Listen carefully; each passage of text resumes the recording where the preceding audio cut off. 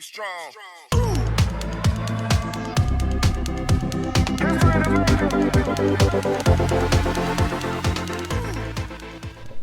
And then at the same time too, Jason, even if we stepped out of the sense of racial, if we stepped out of that sense of racial, sometimes you just cling to what looks like you. So, if I can speak on this, even yesterday at the protest, I noticed on the part before it was over, the before 10 o'clock part. After 10 o'clock, I don't know what happened from there. I wasn't there for that part. I left. I even noticed, it seems like right directly in front of the stairs to the Capitol, it would be majority the black people that was right there. Well, even the white supporters that was out, I noticed they was on the stairs and on up. So even though it was, we're here to support you all, we're here to support the Black Lives Matter movement, when I just looked around and just observed the crowd, it still seemed like it was a unintentional divide. Still in that, because if we was to take the just for the sake of the person who's thinking, okay, everything can't be racial, even on a piece where it's not even on purpose, I noticed it still had that majority. Yeah, you would still see some white people out in the crowd, or you would see some black people up on the stairs, but the majority, it was white people up on the stairs and black people down. And so there's a lot of people, and I think this is kind of a tension. This is something that I've thought about. So there are people who would say that's the way it needs to be. You know, you should feel more comfortable with people of your skin color, or people who know you and understand you, and that there's nothing wrong with that, and that's part of the the beauty of diversity, and it's just going to be that way. So don't fight it. It's just going to be that way. But if we lean it toward that, then if we're not intentional about building the bridge and then I don't see how we're ever going to get past what is happening right now. And we actually become part of the problem, even if it's on the side that it's not purpose. Like even at our church, I know you even said, I know he said we weren't gonna say the pastor in the church word, but we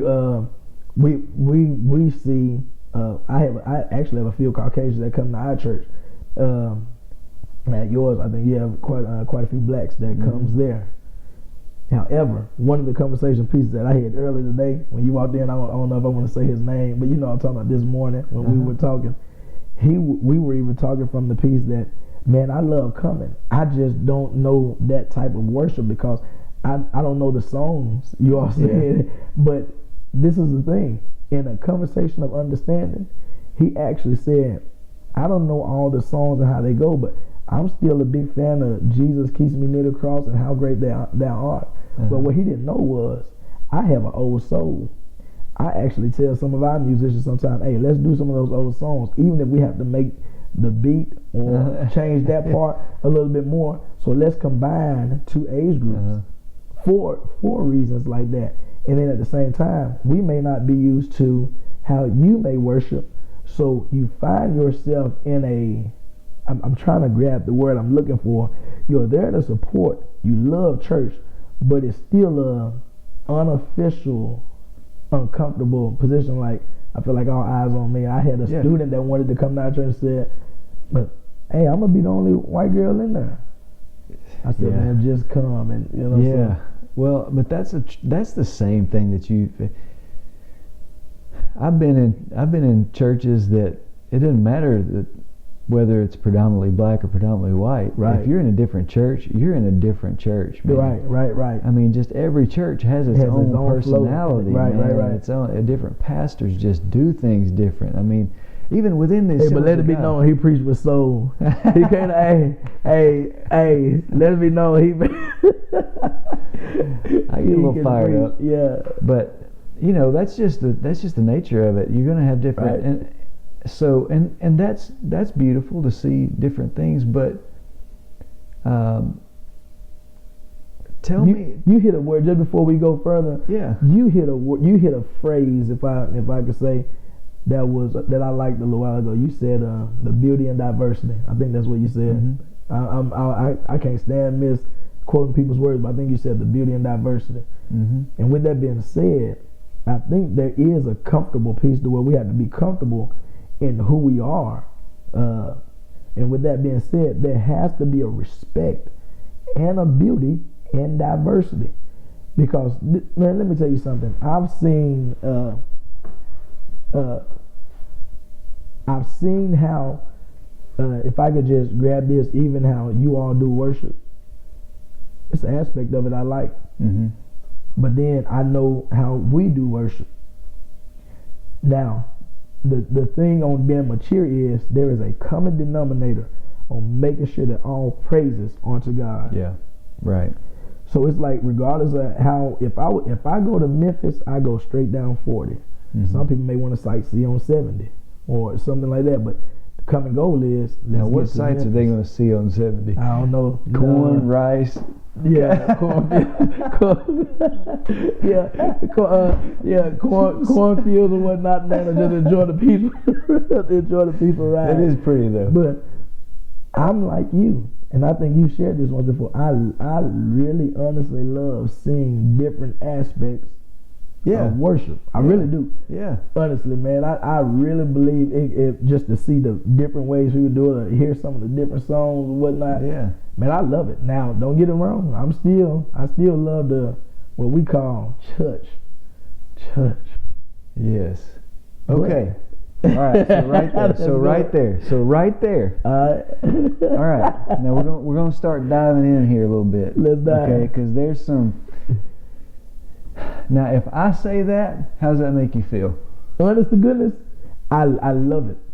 Let me explain. If I was to say, so we had at our camp in the summertime, my family, we have laughed at this over and over again, because I'm gonna tell you, I like to have church too. Right. I mean, I like church. I do. I love, man. I love to listen to Torrin Wells, and I love Travis Green. I listen to him over and over again all the time. I love those. I love Black Gospel. I love that. Right. And a lot of that, I think, really is from when I was in West Helena as a kid. I remember listening to Larnell Harris. I've heard that name. I've heard that name. Old. Heard that name. But anyway, I love that. I love a Black Gospel style of worship. Mm-hmm. You can't find a whole lot of white people that can play it and sing it. But I'm gonna tell you, I could riff with you. I have full confidence that I could riff with you. I believe it. I have full confidence. You keep forgetting. I've seen you in worship. But listen, so we had this kid come in to our youth camp service one night, and he was just, everybody's just kind of coming in for church. This hadn't even started. And this kid walks in and goes, "We didn't come for service. We came for church!" And I'm telling you, man, some people were like, "What? What is he talking about?" And others were just like, "Woo!" And it changed the atmosphere. And so it's like, so here's what I'm getting at is like, can we? So when people say stuff like that, like white people are there are some white people are going to say it, and this is why I wrote this word down, respect, because some people are going to say stuff like that because they are jabbing at black people. I see what you're saying. Others are afraid to say stuff like that because I don't know if I say that, I don't know who I can say that to.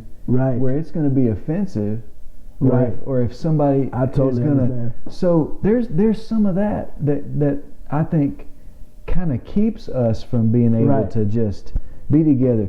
I understand. I can't. There are things like that right there that just make people uncomfortable. Man, let me see if I can hit it from this angle.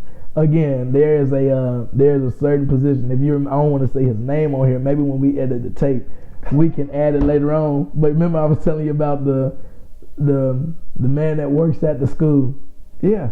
That happens to have, pastor and whatnot. And so y'all don't understand. So let me talk to them for a little while.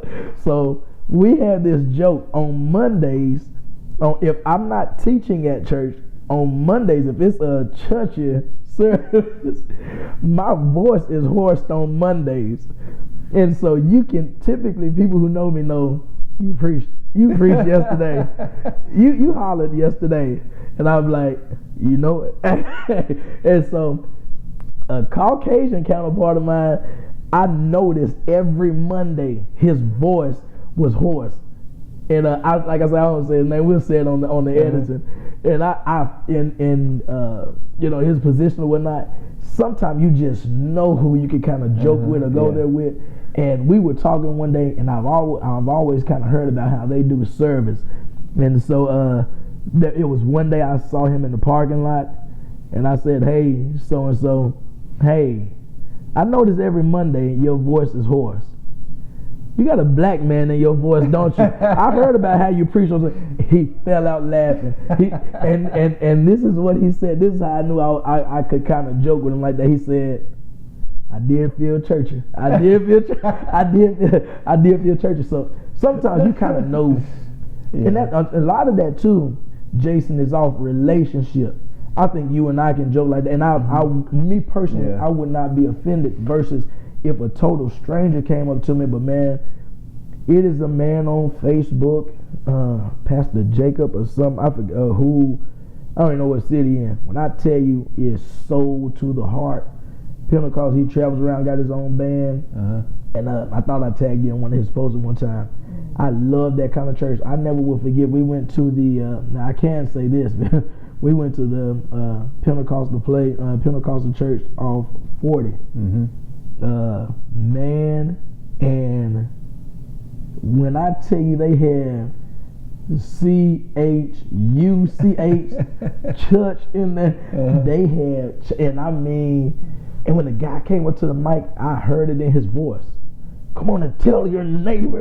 I said they have church, So I think off a relationship, who you can joke with like that, and if it's coming off as a jab or as a point or as this is our way of saying, nah, we got a little soul too. We can have church too. Well, see, and I've seen it with you, man. Well, see, I get nervous about stuff like that sometimes myself, just because I don't want to ever come across as disrespectful. And I don't always know, even when I hear other white people say stuff like that, it puts something in my mind. Like, is this okay? Like, do you know where you are? Like, what do you mean by that? Right. And like I've heard, I haven't seen the movie. I know there's a movie. I've heard people quote this line. Where apparently in this movie there's this guy that says, "You people," and another guy says, "What do you mean, you people?" What movie was that? I don't know. I think it's a movie I wouldn't watch. Yeah. But I've just heard people do that, and so from this movie. But I've seen that play out. Right. And I say, I hear that and I go, "What do you mean, you people?" Yeah. And I feel like somebody's going to look at me and say, "What do you mean, you people?" I heard. So I guess it just all of that stuff kind of puts a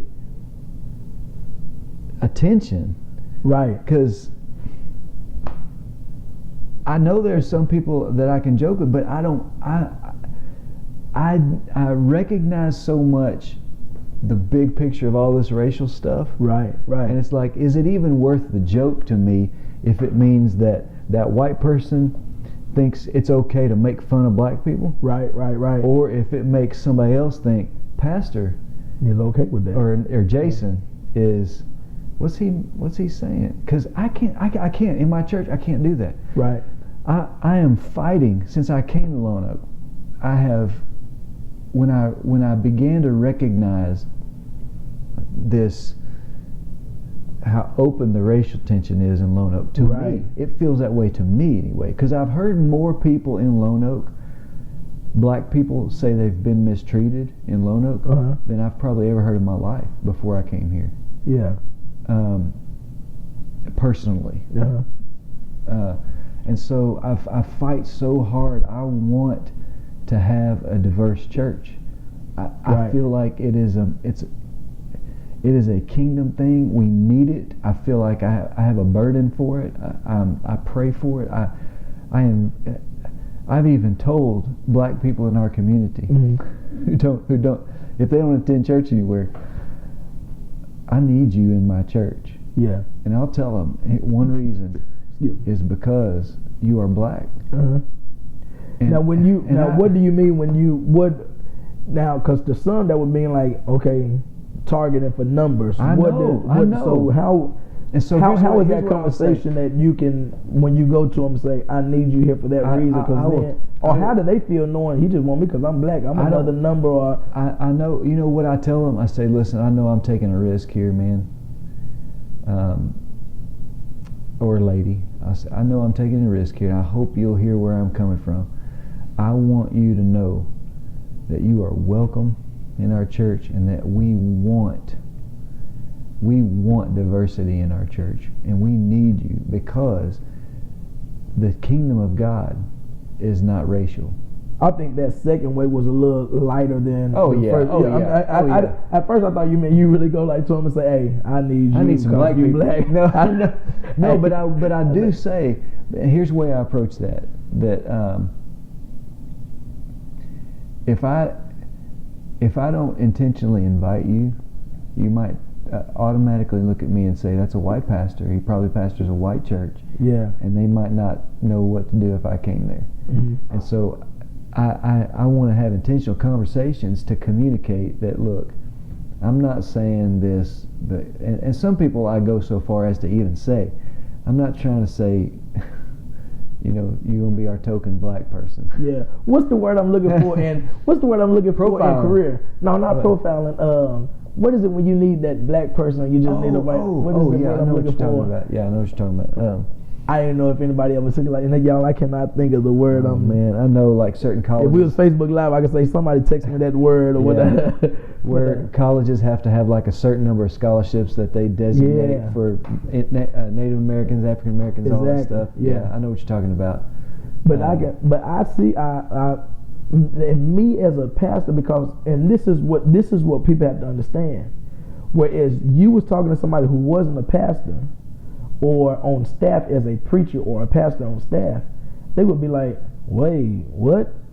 But then again, you as another pastor, we understand. We had I know I cut you off because you was in the middle of a phrase too, but we were having an outside service a few weeks ago. And when we had that service, man, you'd be surprised at some of the people who ride past our church. Well, this one man, he heard it. He said, man, I was at my home and I heard it. He walked over there with his dogs. Now, where we had the chair set up, like where the preacher sit, I saw that he was walking or whatnot, and he had his dog. Well, I wasn't going to let him walk like through there all the way to the back. I literally looked at somebody and brought him a chair and said, man, you can sit beside us, even where the preachers was, because it ain't like this is a holy side and that's not a holy side. I let him sit right there. He said, man, I enjoyed it. He said, I'll be back. I said, man, you welcome here whenever. And that's typically what I say. Yeah. I'm like you. Every time I come into contact with somebody, I just make sure they know that the invitation is extended for whoever wants to come. But here's why I say intention. Like, here's what I think happens. Like what you talked about, that unintentional divide that happened at the Capitol. Right. That happens every Sunday. Right. In your church? No, in our city. In the city. Gotcha. Okay. Byron, that breaks my heart, man. Right. I understand. And so here's what when I'm inviting people, and I recognize. And y'all listen, keep that. Listen, for you all don't know Pastor Jason. I don't know, I said the P word. For y'all don't know Jason's heart. This is Jason. This is Jason. I don't know which camera I'll be looking at, camera 1 or 2 when it gets edited. But this is not a fake. This is not a phony. This is a genuine concern of his, and that's why he wanted this to happen. That's why we thought it was best. This is not a fake. I'm vouching for that to anybody who may hear that.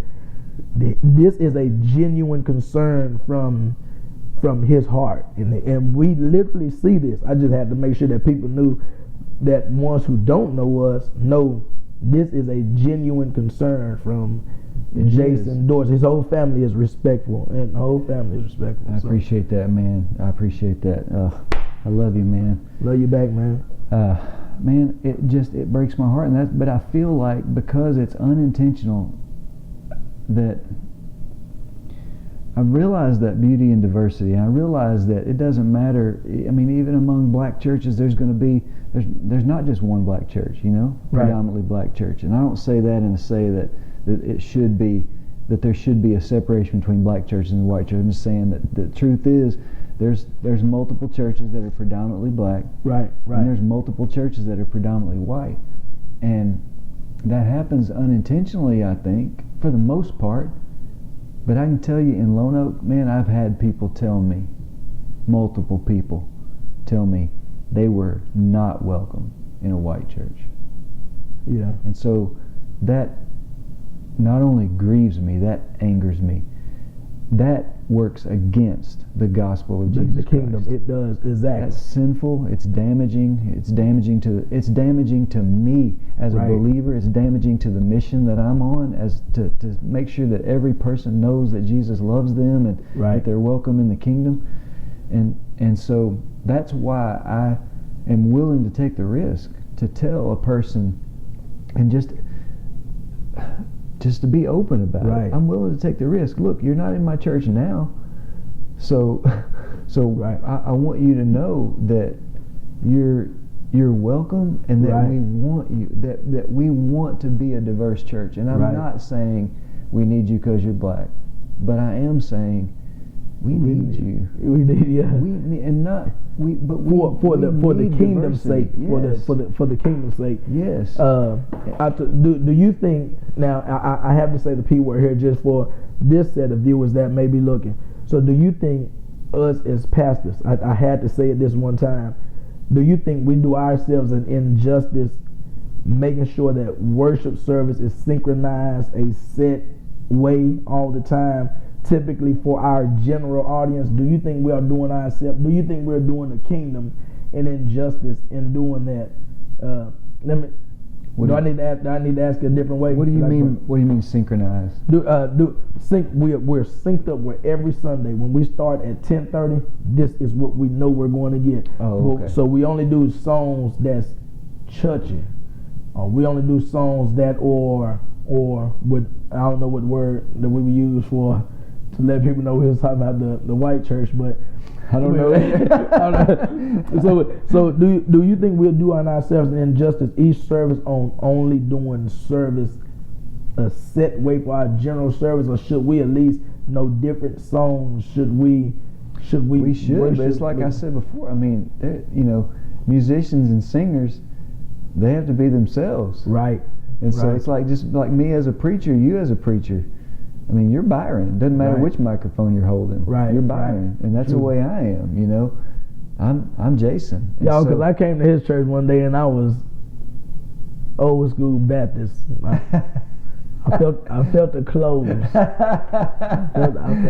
felt the clothes in me, and somebody in your church took off running. So the church took off running. Oh yeah. But man, I enjoyed that day. I did. We got to do it again, man.